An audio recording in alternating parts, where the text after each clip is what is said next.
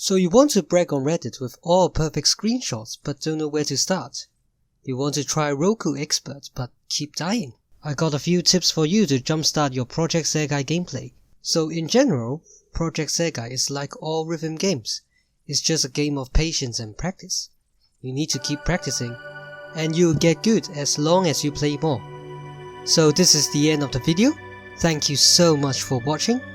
Hold on, I need views, so please don't click off. So for real, let's begin with the options. So now we just go to top right corner of the screen and then click the gear icon. So the most important thing is the note speed. To simply put, it dictates how fast the notes appear on the screen. So if you're entirely new to rhythm games, then I suggest you start with 9.0.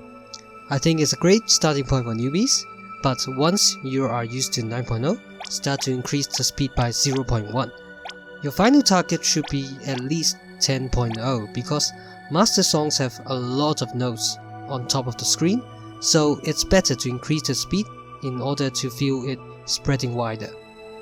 As you can see, this is note speed 8.0 and this is note speed 10.5 for tier masters, level 32. You can see the huge difference between these two note speed. Well, I myself use 10.4, but honestly, I think it's really down to personal preference once you reach beyond 10.0. So now I will move on to how do you know your optimal note speed. So right here, turn on the late fast flick option here. So what this does is that it will show you why you got great instead of perfect when you're playing. Like if you are pressing it too early, then it will show up fast on your screen. You want to increase your note speed when the majority of your grades are in fast, and vice versa of course. The other things that you should turn off is member cut-in. So if you're using a low-end phone, then you should also disable the music videos during gameplay. I will also suggest new players to turn them off because they are often very flashy and distracting. So last thing in the options is to tune down the SE, which is the sound effects and character voice in the live sound function. Now we are done with options, it's time for the gameplay.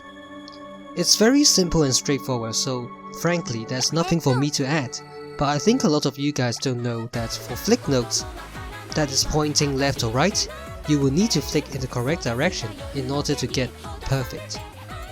So as I said, it's really down to practicing. The more you play, the better. But obviously, there is a more efficient way to practice. For starters, if you're trying to FC songs, then do it in solo mode because there's a very convenient restart button. But if you're a new player, I would suggest you to try hard mode first, then jump on expert as soon as you can. I think rather than aiming for all perfect in lower difficulties, you should always go for higher difficulties as soon as possible, since that is the fastest way for you to improve your skills. Once you're comfortable with hard mode, jump to expert straight away since that is where the core focus of the game is. The next thing I would like to talk about is difficulty. So it really depends on whether songs are technical, or fast, or both.